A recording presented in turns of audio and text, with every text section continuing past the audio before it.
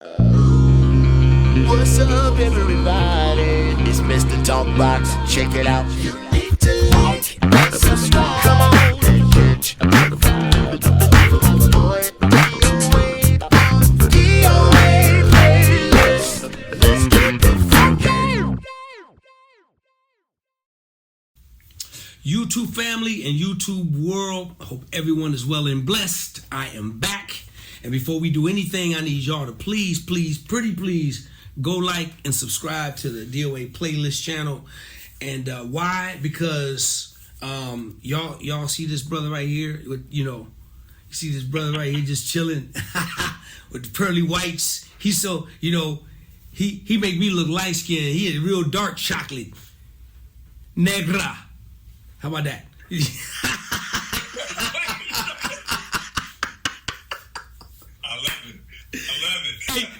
Hey, look, listen, man. When I say there's a few people on this planet, and a few people that's in the brotherhood that's got a piece of my heart. And when I tell you that this dude is definitely, by all means, one of them brothers that's got a piece of my heart. A piece of my heart belongs to this man right here, for a whole bunch of different reasons. Not because he's just a great player, great musician, great producer.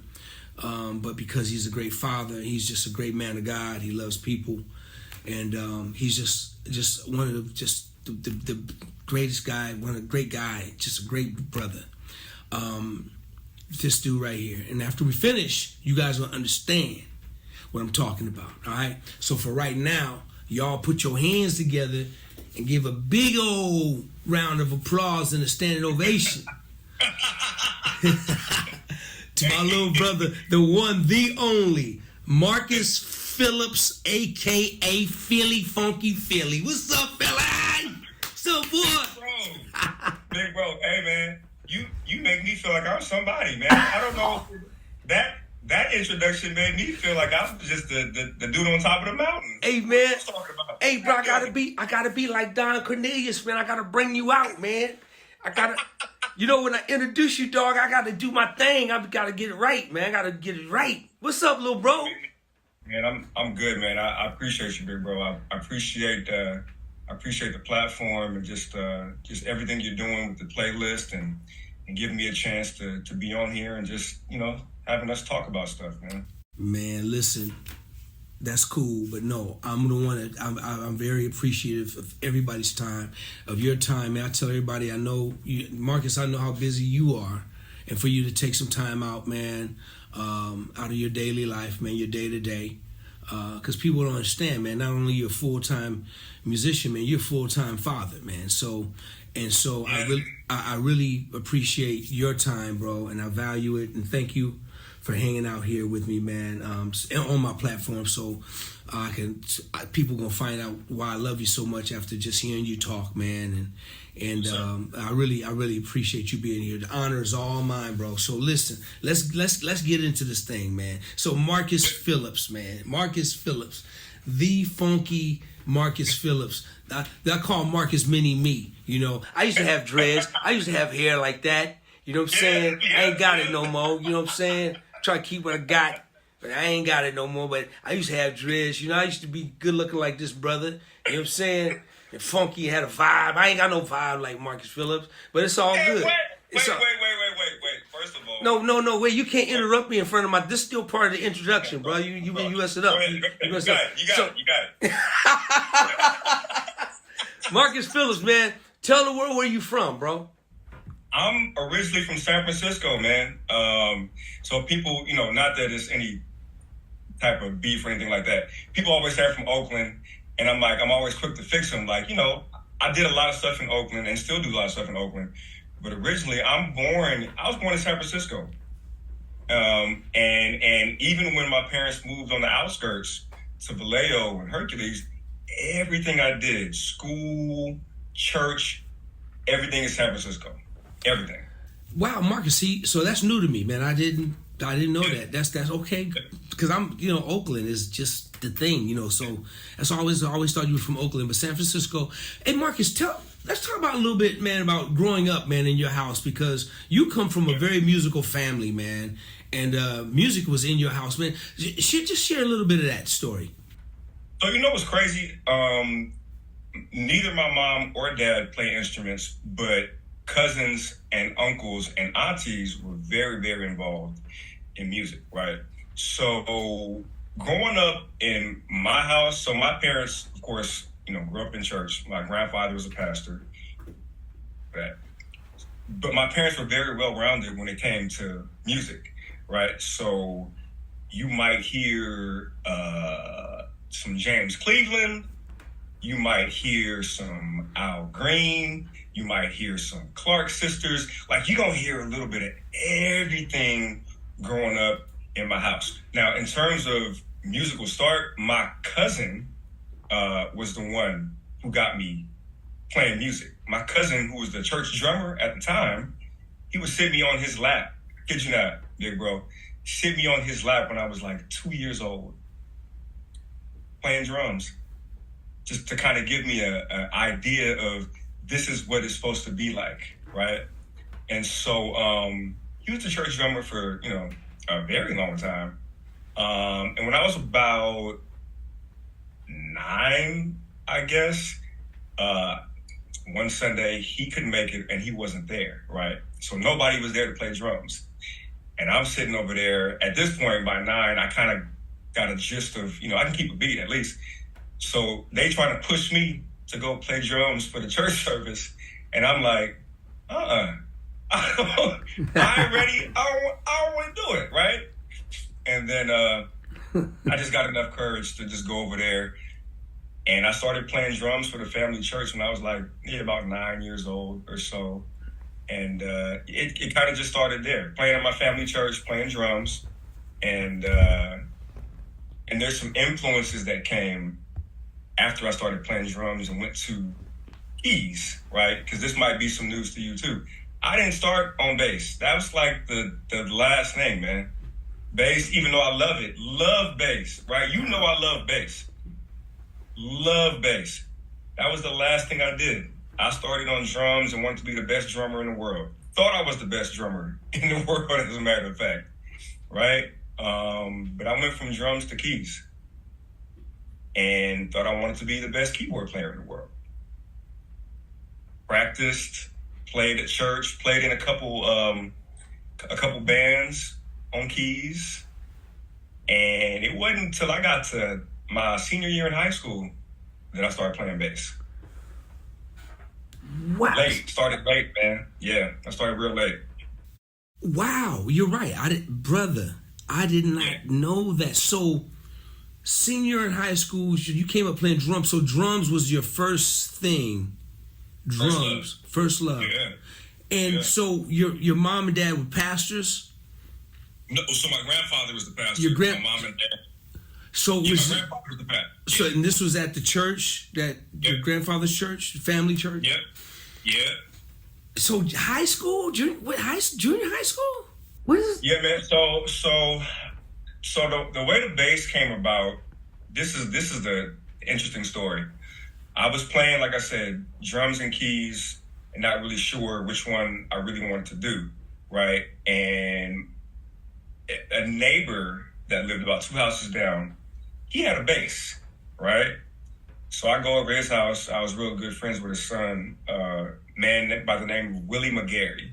Willie McGarry besides God, is the sole reason I play bass today, okay? Willie McGarry.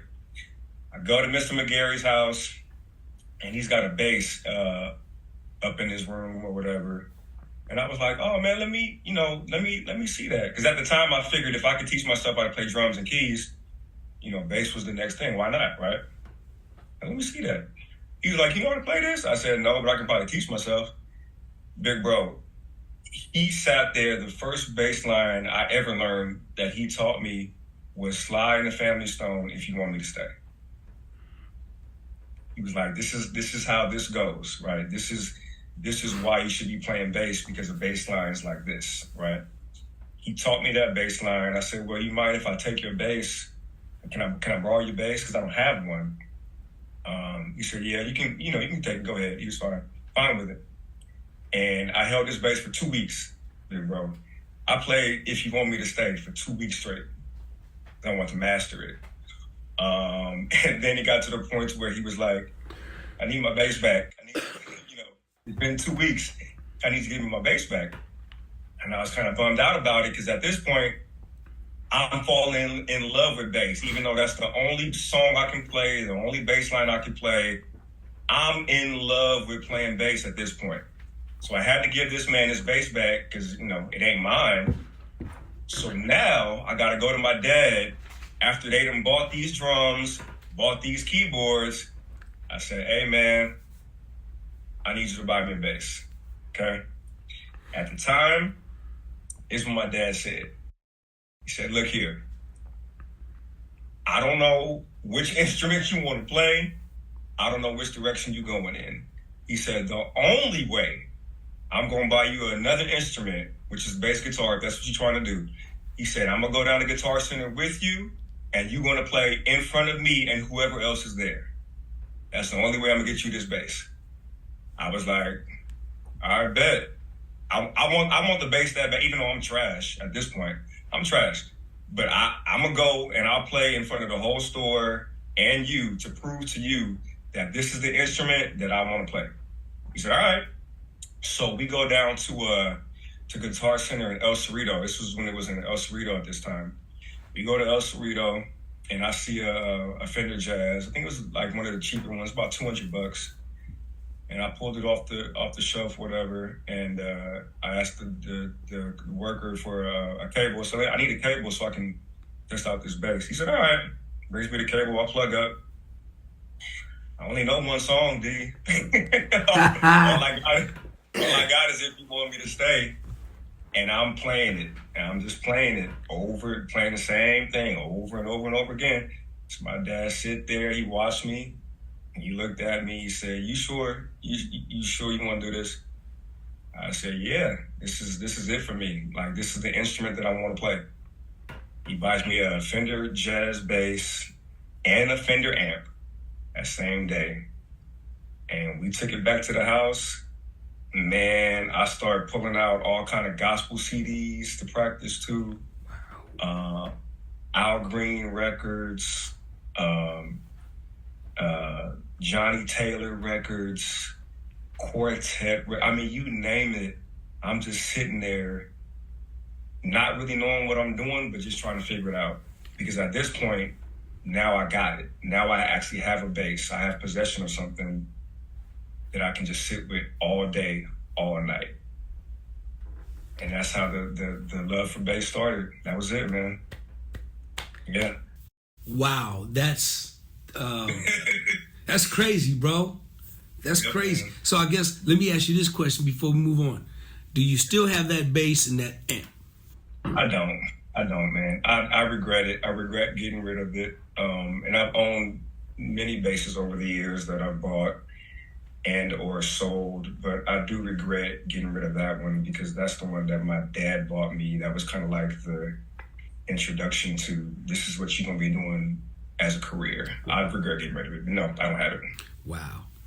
Yeah. Bro, that's a great story, man. That's a great story. So basically, what's his name? Willie McGarry? Willie McGarry. That's the dude that started it for me. Willie McGarry prepared you for your performance in front of your father and at the Guitar Center. He got you straight for that. And you say 2 weeks. You had his bass for 2 weeks and you just was same bass line for 2 weeks. That's all I had. Wow, man. Wow. Yeah. I love it. So now you say junior high or high school? Which one was this? This was high school, my senior year in high school. Yep. I can't believe you started bass that late, man. Yeah, I was 17 when I started playing bass. But you know what's crazy? D? While I was at church, obviously still playing drums, we had a bass player at the time. I can't remember his name, but I remember when I was playing drums and this particular person was playing bass, even before I started playing bass, in my mind, I was like, I think I'm going to start doing this at some point. I just got to get access to one. So even when I would see him play, I'd be like, yeah, I want to start doing that at some point. It was just something about it, man. Something about it. And back then, back in the mid to late 90s, that's when like the plug thing was like, that was a serious thing back then. Like that's pretty much all guys were doing, at least that I saw, right? So it was something about that, and I was like, man, I want to learn how to do that. I want to do that. Wow. So Marcus, first of all, was it 4-string, 5-string? The first bass I had was a 4. It was a 4. Okay. So high school. So how long did it take you, man, to realize, and what were you doing to, of course you were shedding it every day. You probably were shedding, getting better, practicing. When did you become to realize that I'm getting good at this, my phone's ringing, I got some, I've got maybe a couple of church gigs, or when did you start to kind of get busy, man, take off and start playing? How long did that take? Honestly, so I started when I was 17. Realistically, it took a good 5 years, man. 5 years, because what you got to remember, I was still dibbling and dabbling with keys and drums. So even though the love was for the bass, I still wanted to dibble and dabble in the other instruments because, I like those too, right? But it took a good 4 or 5 years for me to really, really get focused on just bass playing, right? So when I was about, I'm gonna say 21, maybe 22. I was definitely playing for churches. Okay. I was playing for churches and some local Bay Area gospel artists as well. So then I started to kind of realize, I think I got something here, right? And by then, I was playing, I think I was playing a 5-string, maybe even a 6 at that point. I had upgraded some basses, upgraded some gear. So at that point, I'm like, okay, I think I kind of got something here, around 21, 22.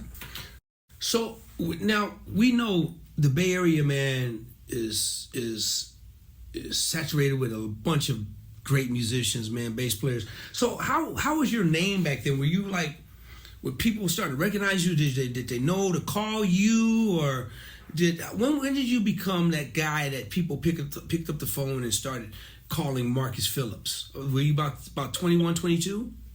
Yeah, so what happened was I was playing in church, but I started doing stuff outside of church. So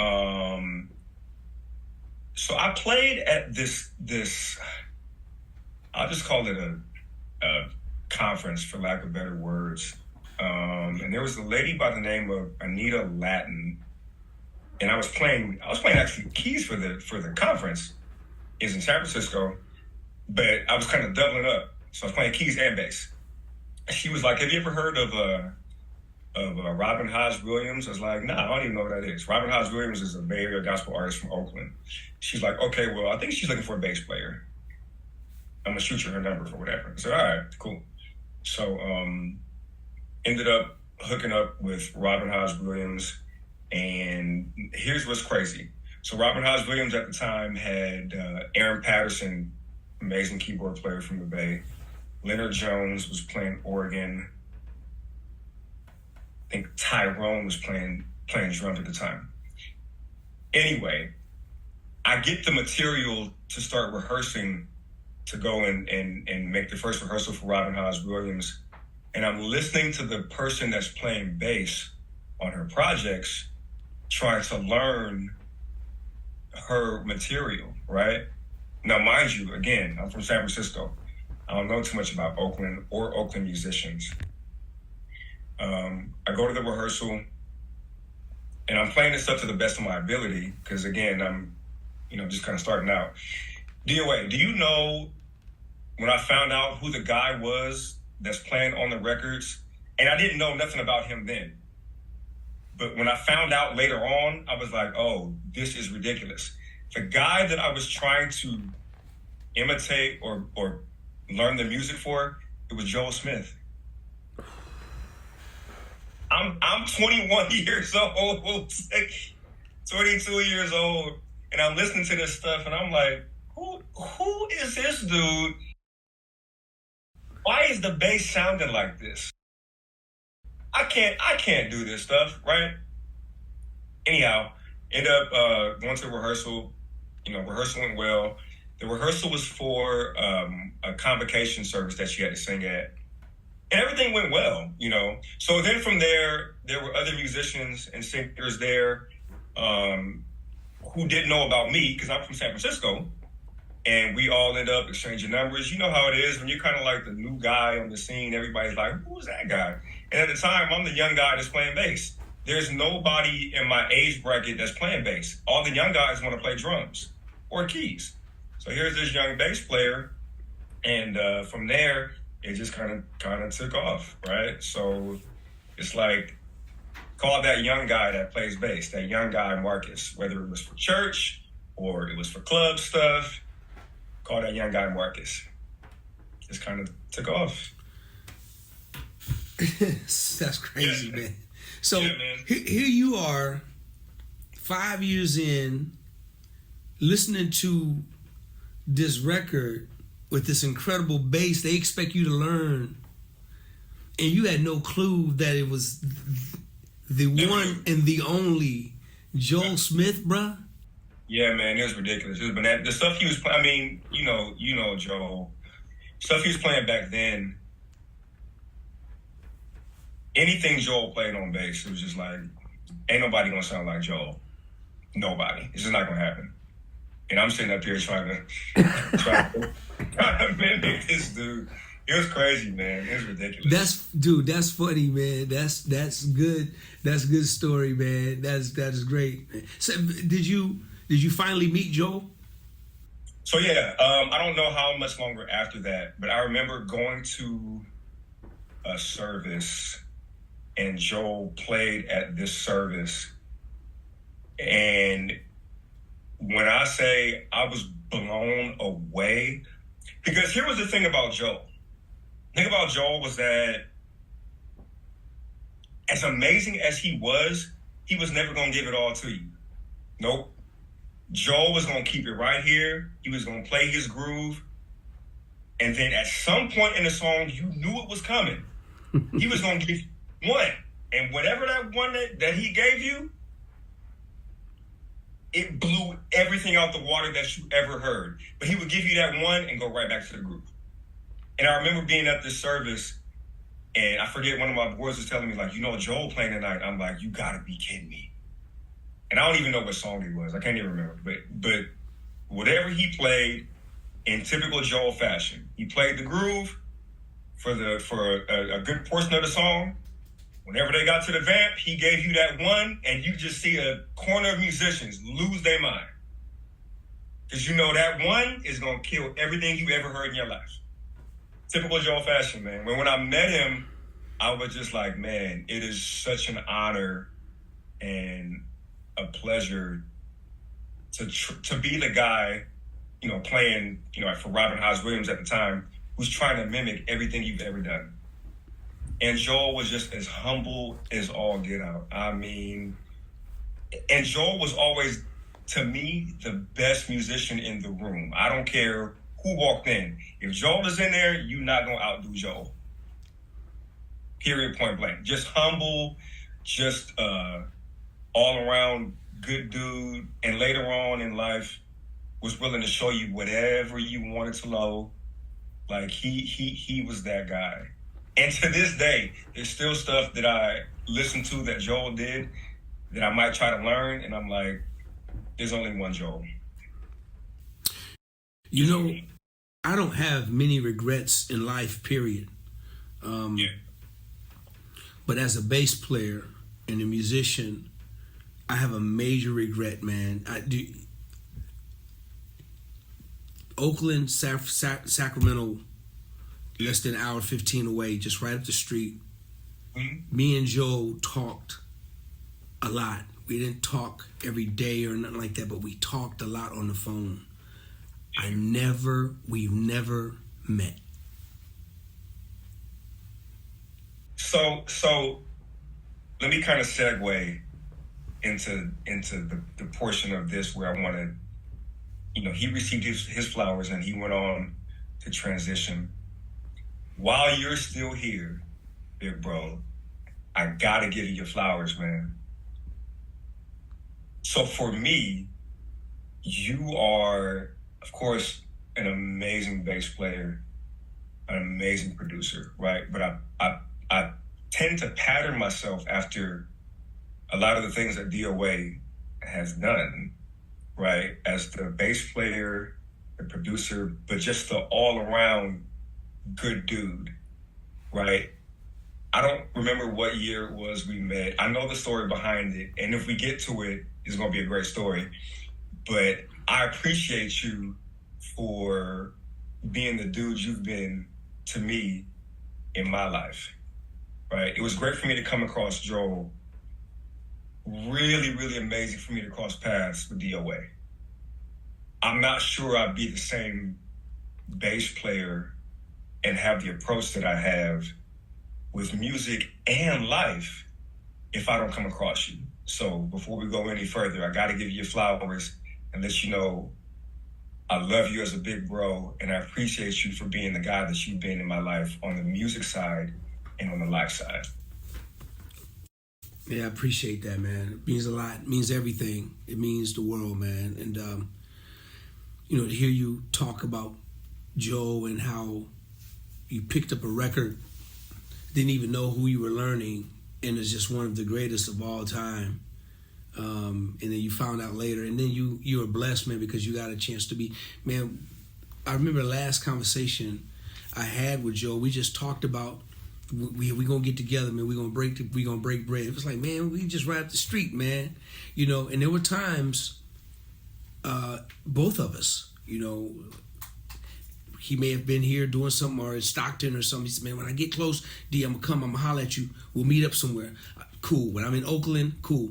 Been plenty of times where we both have been in each other's backyard, and but man, there's just the one regret in my life, man. I never got a chance to physically meet one of the greatest in the world. That's because as a kid, man, when I was younger, just listening to his work on records, man, with the Hawkins, and dude, I was a fan. I was a fan as growing up. So, I'm glad that you had a chance to meet this living legend at that time, man. He was just already a legend, man. So, yeah. But let's segue, man.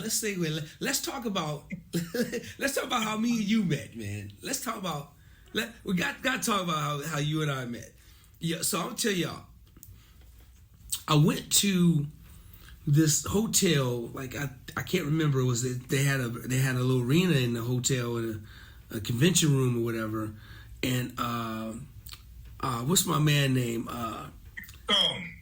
Say it again. Frank McComb. Yeah, Frank McComb was playing, and Frank had called me and invited me down to the show. I had never met Frank up until that night, but I went down to really, meet Frank. But I'm in the back watching the show, killing. Frank was killing doing his thing, man. But I was more blown away and intrigued, not just by Frank, but I saw this little dude playing bass, and my mouth was open about this wide all night, y'all. I'm telling you. I was like, I don't know who I was. I was with somebody. I was like, who is that? And they said, man, that's Marcus Phillips. Do you don't know Marcus? I said, no, but I need to know this dude. Who is that? I said, where's he from? Where's he live? Man, Marcus live up the street, man. Marcus in the Bay. I said, what? I said, man, you've got to be kidding me. Y'all, this dude was playing 6-string bass, wearing the bass out. I mean, just wearing it out. I was blown away. After the show, went back, hollered at Frank. We talked a minute. But then I had to meet this brother right here. I said, dude. I said, bruh, I don't know how in the world I don't know you, man. But I'm finding out you live in Oakland or the Bay, wherever you were at the time. I said, bruh. I said, man, bruh, I said, dude, you are incredible, incredible, incredible. I said, man, then we changed numbers. He's like, D, man, I would love to hook up with you. I said, yeah, man, definitely. It was probably hours. It didn't take long, less than a month, 3 weeks, 2 weeks, something like that. Yep. Marcus drove down, sat to my house, and I was just excited to meet this dude. I said, oh my goodness, this dude is Yo, when I tell you he was murdering that bass, he was playing so cold, he was killing. I was like, man, this dude is unreal. No, something wrong here. Something wrong with this guy. So he comes to my house, and so at my house, you know, I used to keep all my my basses just on the floor, just laying them on the ground. They just laid on the ground in my room, and then but then I had my 71 P bass, and Marcus was like, "Yo, D, you know, can I check your P bass out?" I was like, "Dude, can you? That's why you here, dude. I gotta watch you play." I said, "By all means, if that don't work, you can try whatever one." So he picked up he said, "No, man, I want that P bass, man. That's vintage, man." I was like, "Oh yeah, you're a brave kid. You want to pick up it only got 2 knobs on it. It ain't got all the mud knobs you had on that 6. This just got 2 raggedy knobs. You want that one? Cool, good. I get to really, you know." Man, Marcus sits down in the room and he starts to play. And I'm watching him, and remember how I told y'all my jaw was like about this? So now I'm watching him play, and my jaw got in my mouth thing, it got like this. It was a big old spread. It was like, it got wider, right? And I'm looking at him like, I can't believe it. I'm looking at him, and I'm like, oh.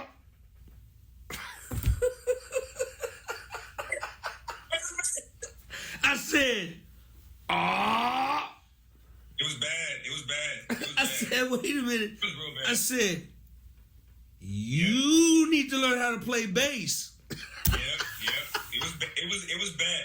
Y'all listen, I was thinking that I could just walk in there, and because I'm familiar, I know how to play bass, but there's a difference.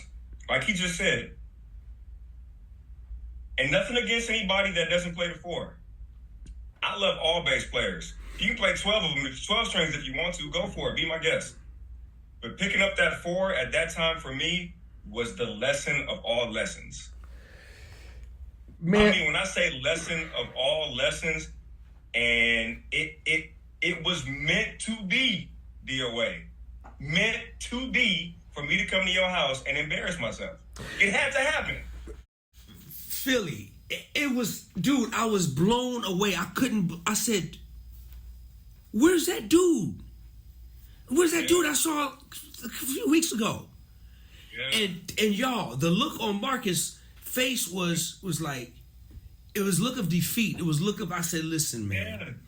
I said, listen, you're a phenomenal player.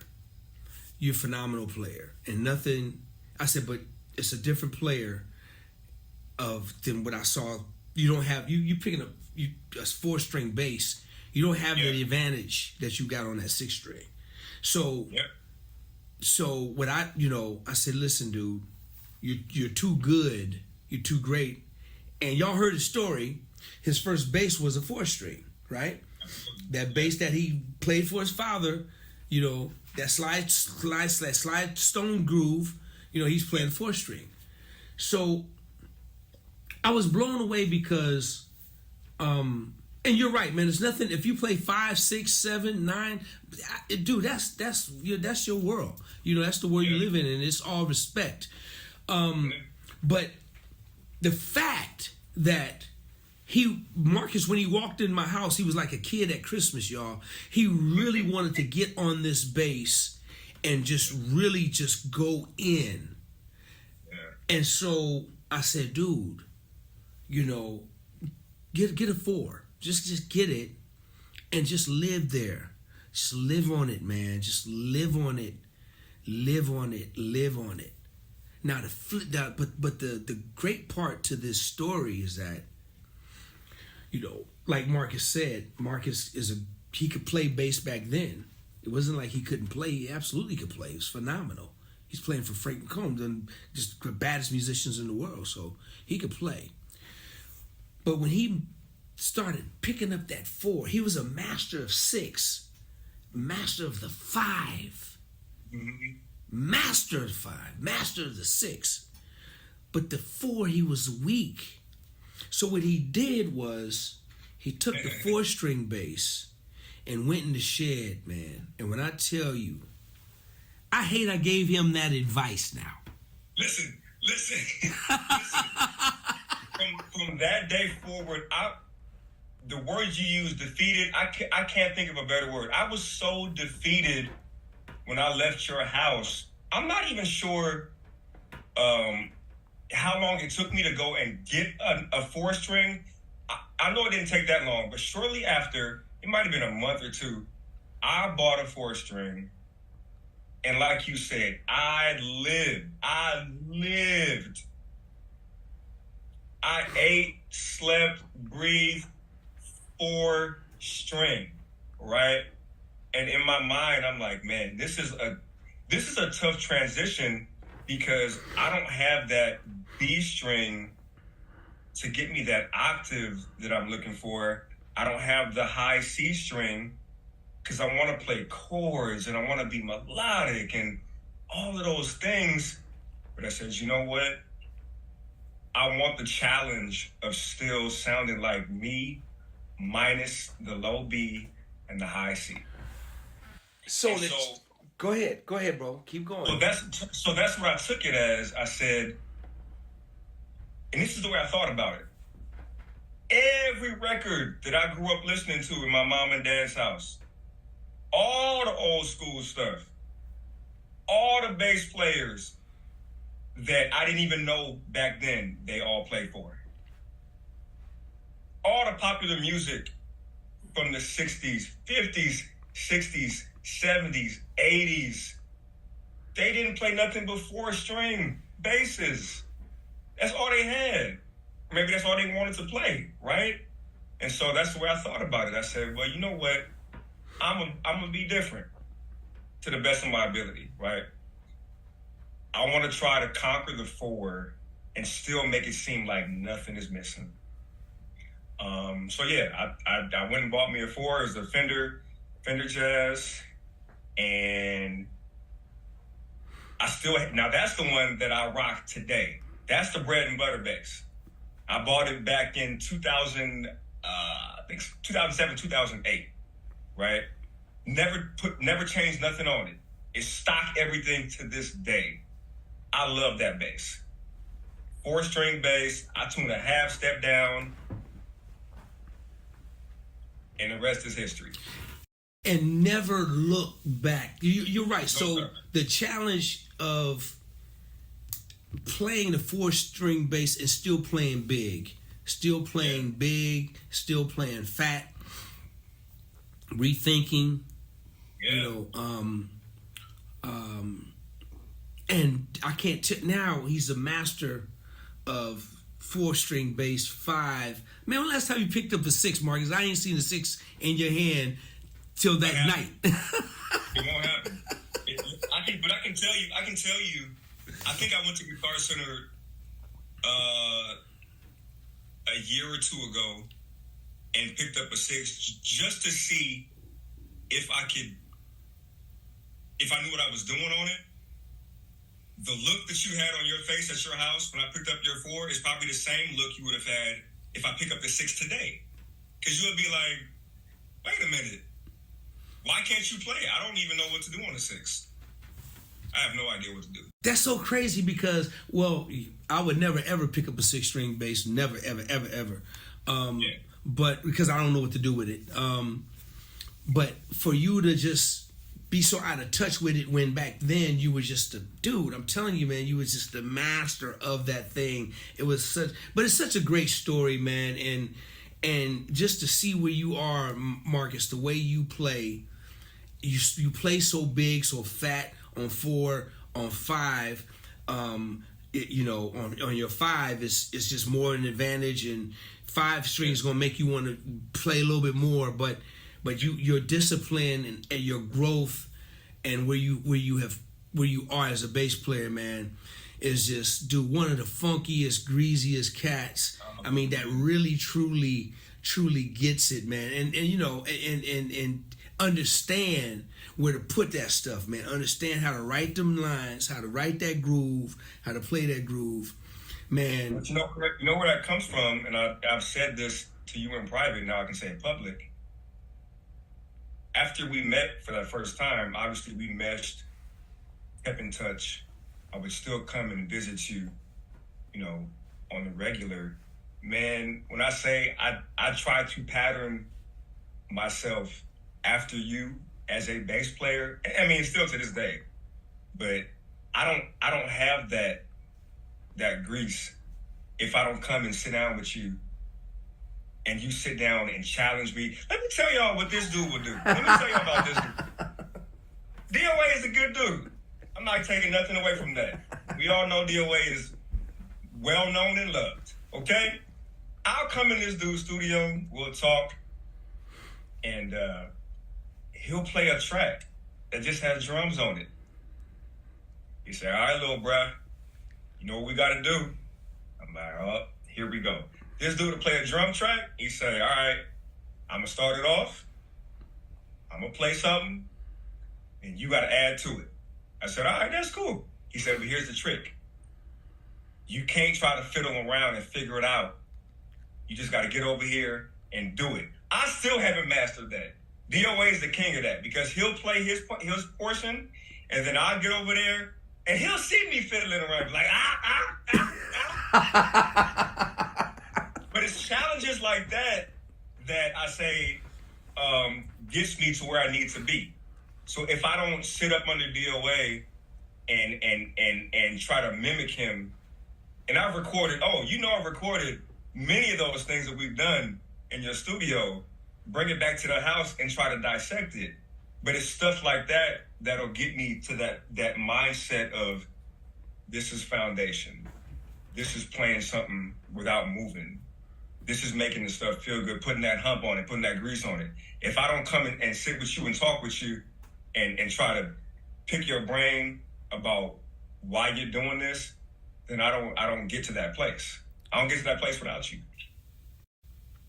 Man, I appreciate that. Yeah, man, we have so much fun. It's this, and the whole purpose of hitting it, 1, 2, 3, 4, you own. You don't have time to think about it. Because when you think about it is when you're gonna fiddle, is when you're gonna stumble. Just don't think about it. And so the whole idea is to build, you go, I go, you go, I go, and by the time we done, if we got 15 layers of bass tracks, but they all gotta be talking to each other. It can't be a bunch of this. It has to have the conversation got to be thick. So exactly. So we'll just layer. Okay, what you got? Okay, cool. That's cool. What you got? And it's no more than 8 bars. That's it. And what you got? Okay. Find your place. Find a lane in here. You may not only be able to play but one note. You may not be able to play something ghost. Find something. And but y'all, Marcus always steps up to the challenge. It's a little thing. Marcus always steps up to the challenge. We have fun with it, man. But Marcus, you're a successful musician right now, man. You've been blessed to be a part of a lot of great things, man. Share some of the artists that you've been blessed to work with. Sure. We got Keisha Cole. We got Tony's. There's Lettucey. There's Jennifer Hudson, who I worked with for a really, really long time. I did Kelly Clarkson for a short stint. I'm doing Kim right now. So those are some of the few. Man, I remember seeing you guys with Jennifer, man, and watching, the Good Morning Americas and the big shows and saw all my little brothers, man. You, Dave, just all you guys, man, just made me just so proud, man, just watching you guys. On TV and on the big stage, and man, you've come in, with Kim, and you've been on the gig for quite some time, and dude, you have been really doing your job, and filling some big shoes with Al Turner, who's one of just the greatest bass player, just that's ever done that gig, and just. incredible guy, incredible musician, and you had to come in and fill some big shoes. And Kim took a loving and a liking to you, and you've been there now. How many years now?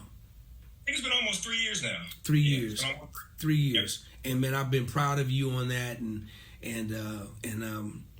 watching you with, when Big Mike was there, coming in, and Taz is there coming in sometime, getting down with you. So just the whole, and Ivan, man, little bro Ivan was out there. So watching you guys grow. But real quick, man, before I let you go, yes, where in the world? First of all, my little brother got an album out. Okay, so Marcus, give a little backstory on your album, the title, and talk about the album a little bit. Okay, so the latest project is called Hymns for the Soul. It's a gospel record. Okay. My only gospel record, only gospel record I've ever done, the only one that I've put out. Because I have a church background, so I've put out other projects, but I said, you know what? I am from the church, love God. I'm gonna do a gospel record, and so I decided to put out a gospel record this year, and it's all kinds of stuff on there. So there's old school gospel, there's some new stuff, and there's quartet, because, and DOA knows this about me, I'll give it all up for quartet. Listen, I love playing all genres of music. I love traveling the world. Quartet is it for me. Hands down, okay? So, there's all kinds of different types of gospel, but I definitely wanted to throw a quartet song in there because that's just who I am at the end of the day. Hey, I tell you what, little bruh. Instead of talking about it, I'm gonna be about it. We're gonna share a little bit of this joint called Fly Away, I'll Fly Away, right? Yeah. We're gonna play a little bit of this joint, and then we're gonna come back and talk about it. I'm gonna let y'all gotta hear a little bit of this. Hold on, check this out right here. Okay, just a little piece. Just ain't gonna give them much, right? Just a little. Yeah. It's a teaspoon. Yeah, just appetizer. Okay, here we go. Yeah. Y'all check this out.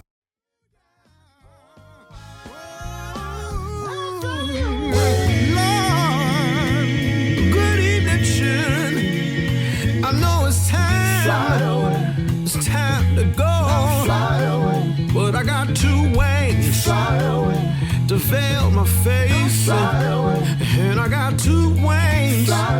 They're gonna veil my feet. Oh, they tell me if I just live right, I'll see the kingdom. Streets are paved with gold. Yeah, and the half ain't never been told. Will you meet me on the other shore? Come on, I'll fly. Yes, I will. I'll fly away. Some glad morning when this life is over, I'll have my wings. Will you have your wings? Just one witness. I'm not talking about Popeyes. I'm not talking about churches. I'm not talking about Wingstop. But the wings I got, I'm gonna put them on to take me on the glory. The dead in Christ is gonna rise up first, and we who remain and still alive. Hold on, you know we gave too much, man. But hey, listen, man. Marcus, Yeah. you done lost your mind, bruh. Hey man, when I say quartet is everything. So when I was a kid, there used to be this concert every Mother's Day at I think it was at the Henry J. Kaiser Convention Center. At least that's what it was called then, in Oakland. Absolutely. And my dad would, for Mother's Day, that would be my mom's present, take her to the quartet concert, and I would go. Yo, that was my first introduction to the Mighty Clouds of Joy and Joe Lagan. Wow. Since then, I'm like, quartet is everything. When I say everything, from the harmonies to being in a trance of them playing a drive, and you don't even know why it's not moving, but it feels like the best thing on the planet. To the outfits, to the way they move together, like I was stunned as a kid and was like, "This is it." Nothing tops quartet. Nothing. Hey man, ditto. I agree. You get no argument from me on that. I don't care who get mad at me. I'm with you. Are we on the same team? When that right there, that right there, bro. I take that to my grave right there. But Marcus. And DOA played on it, just so y'all know. He was gracious enough to be on the record. And so here's the funny thing, real quick. I wanted him to play bass on it. He's like, nah, So he played guitar on it and killed it. But I really wanted him to play bass on it. Okay, well, hold up. Let's talk. First of all, that wasn't gonna happen. I was not gonna play bass on that record. And when you asked me, I'm like, man, what do you want me to do? What you really? You don't need me, bro. So listen, but talk a little bit about that record, man. Who's all on that record? How did it come about? Because So here's the thing. So because I grew up at my grandfather's church, and I love gospel music, and this is not any shade to anything that's happening in gospel music. I just miss old school gospel music because that's what I grew up on. And so the thought that I had was, okay, well, what if I take old school gospel music, keep it old school, but kind of just throw my little twist on it here and there, right? And so I came up with a list of songs that I grew up listening to at my family church every Sunday morning. And I said, okay, these are the songs that I kind of want to redo and put my own spin on them. These are the singers that I want that I know will fit these songs. So I called Pastor Deborah Henderson. She's from here, but lives in Texas now. She's on there. Paula Champion, who's from Atlanta, amazing singer. She's on there. I got Sarah Williams. She sings background with Lettucey. She's helped me out with a lot of things over the years. She's on there. I got Dave Hollister on there, who I've played for in the past many times. Got him to help me out. I got Misha Boyd. Her and her sisters are well known out here in the Bay Area. Amazing background vocalist as well. I got Ashlyn Cole out here from the Bay. She's on there. I got BJ Kemp, Demetrius Tollfree, got Victor Bryce Jr. I'm trying to think, am I missing anybody? Because I don't want nobody to get mad at me. Right. I think that covers it. Musician-wise, I got Dave Jackson on there. I got Devin Watkins. I got Andre Redmond, Corey Ball. I got Booyah. Oh, man. Speaking of amazing bass players, Booyah's playing bass on some stuff. See, Booyah, he stepped up to the challenge of coming on your record and playing bass.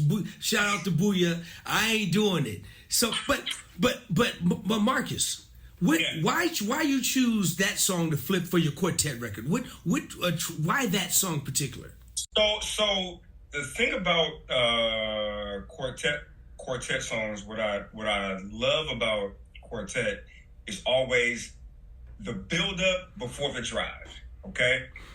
So what I wanted to do was take old school songs that we grew up in church, like "Oh How I Love Jesus." That's one that is usually more of a ballad type of song in church. And I was like, well, wait a minute. What if I flip that and make that a quartet? And then what if I tack it on with "I'll Fly Away"? You don't usually hear that in a quartet form. What if I tack that on and kind of combine, these 2 or 3 songs that you hear that are usually like ballad songs, but make it a quartet thing? Nobody would ever see that coming, right? And so what I end up doing, the way that I started it was just all bass anyway. So I played the bass line and then I played the melody on bass, and I sent it to BJ. I said, BJ, this is just the skeleton.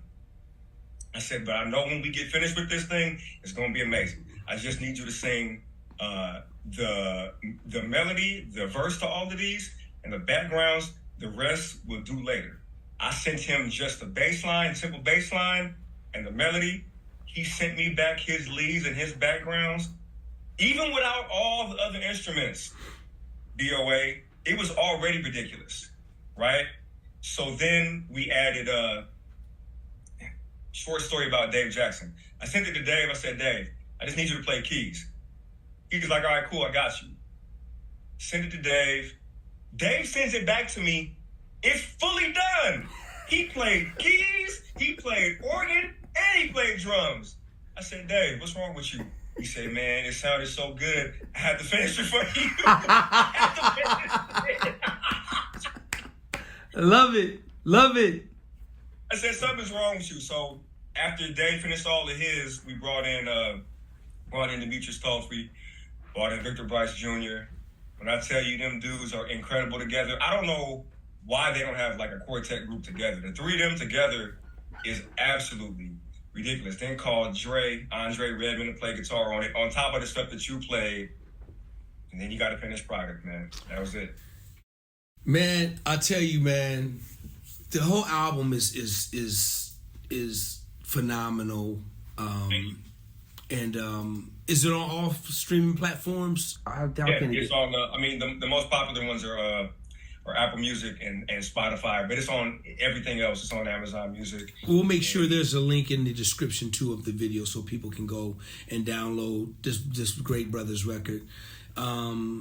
Marcus, man, you know I love you, man. You know I love you to death, man. I'm proud of everything that you've been doing as a musician, man, and as a father, bruh.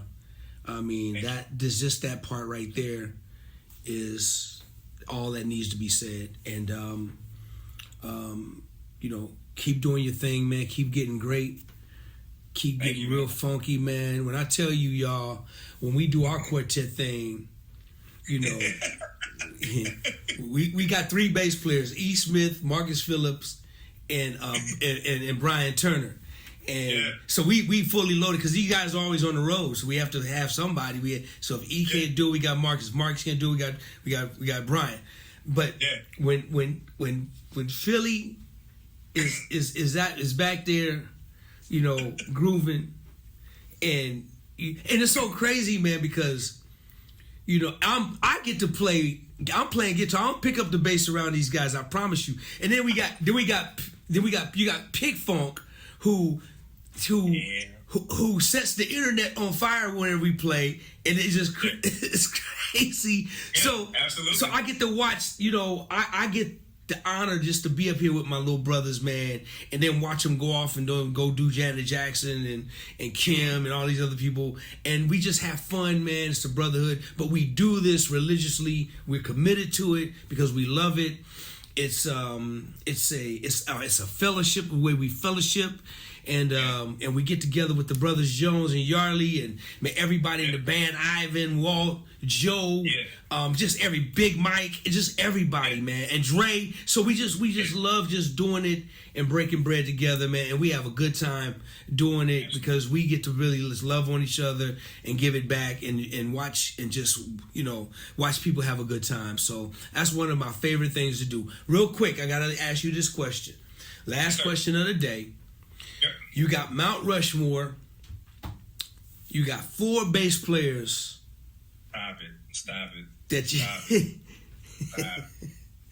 That you gonna put on Mount Rushmore, little bruh. You gotta give me your 4 bass players. I'm listening. I mean, I'm gonna mess this up because I know how this goes with you. We've had plenty of talks. You already know where I'm starting. It starts with DOA. All right? It's going to start with DOA. After DOA, I'll go Joe Smith.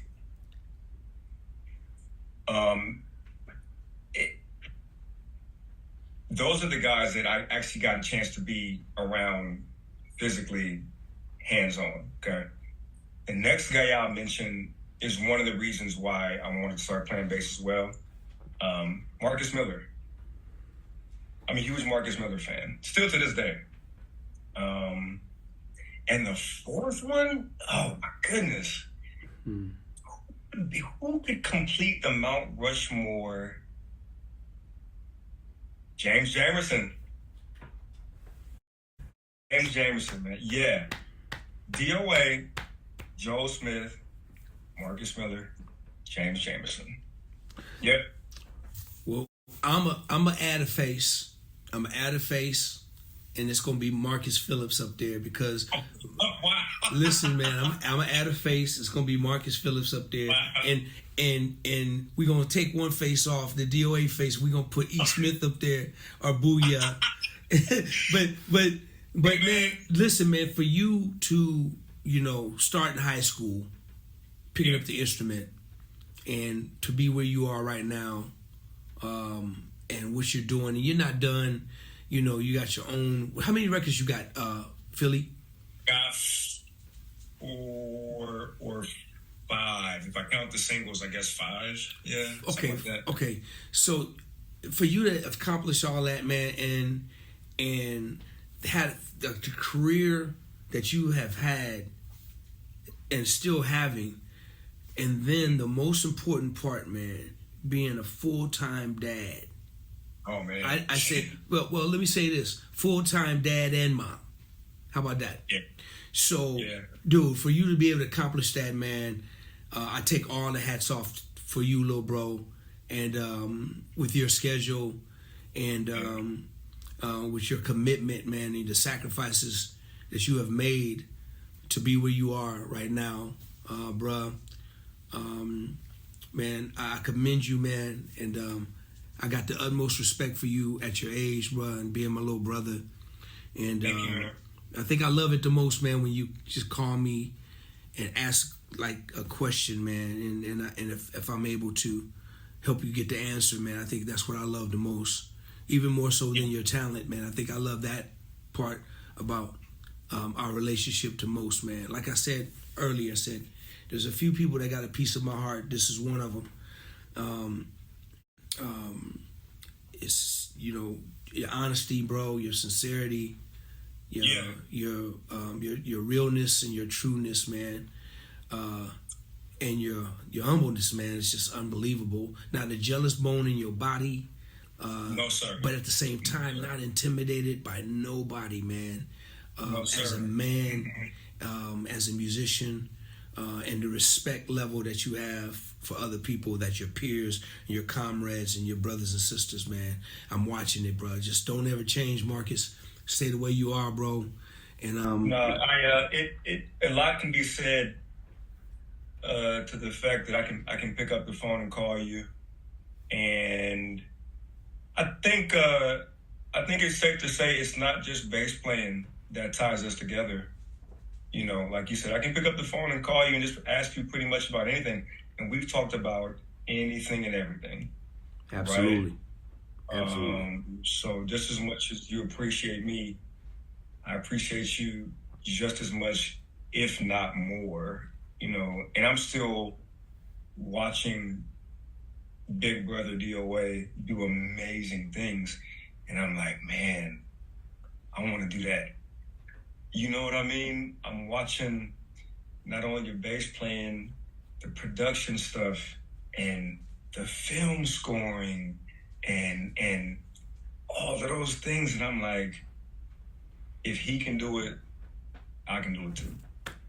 And so I just appreciate you allowing me to pick your brain about music stuff, about life stuff, about pretty much anything, and not being the guy that's like, I don't want him to have what I have. I don't want him to outdo me. I don't want him to outgrow me. It's never been that. And so I'm gonna keep calling you. I'm gonna keep picking your brain, and we encourage each other. Absolutely. There's no such thing as I can't get to DOA's level, and he's not gonna tell me how to get there. Marcus, it's y'all's world now, man. You dig what I'm saying? I'm not trying to, God has remove me from a different place, put me at another place. So Right. and a place of where I want to be and where I'm trying to go, different space. And you're right there. You know, you're producing records now. You're, you know, I see it, man, and I'm like, man, good for you, man. Get it all, do it all, man. You know, do it all. Yep. So I'm saying all that to say is that the brotherhood that we have in this community is really loving and supportive. It's it's nothing competitive about it. It's fun. Nope. Nobody, we're not crabs in a bucket or a barrel, whatever, trying to pull. Everybody, you know, and everybody is just so talented, man. You mentioned Dave Jackson's, man, one of the most talented dudes on this planet that I've ever met in my life, man. Yeah. And Booyah, man, and Dre, and just all you guys, and Brian Turner, and just all you guys up there in that way, and Taz, and all you guys just monsters, man. And I'm proud of every last one of you guys for your manhood, your brotherhood. I love y'all, man. I thank you again for coming on this. Did I tell everybody how they can find you? Did we do that already? No, so Put that out there. Just Instagram is just at Got Bass Productions. You can find me on Instagram, and then on Facebook, it's just under Marcus Phillips. So, you know, if you look me up, there I am. Everybody, please go follow my little brother. He's talented. He's amazing. Go check his music out. Marcus, there will be a description of your last project, man. I want that, put that out so people can go and download it, man. Brother, I love you. Thank you, man, for hanging out with me, man. I know I kept you way too long. But man, not at all. It's always a good time with you, bro. But man, I appreciate you. Appreciate your love and support, man. And man, keep being a great dad, man. This dude is doing, man. We need more men like this man right here. I promise you, we do. We need more brothers. We need more mothers and fathers wrapped off into a man like this dude, because this dude is both. When I tell you, he's amazing, y'all. He's both wrapped into one. So many times we see it from the mother side, but man, to see it from your side, bro, it's just been incredible, man. And see them kids happy, man, just happy, man. Just seeing them happy and growing up being beautiful, man. As you keep doing what you're doing, man, because you're doing it right. All right, y'all don't forget to go like and subscribe to the channel. Show your love, please, one more time for my little brother, none other than the one, the only Marcus Phillips. Show him some love, y'all. Thank you, big bro. Appreciate the platform. Appreciate the time. Absolutely. Everything you're doing is wonderful. Thanks for having me, man. Love you, man. Right on. Love you too, bro. All right, brother. All right. DOA,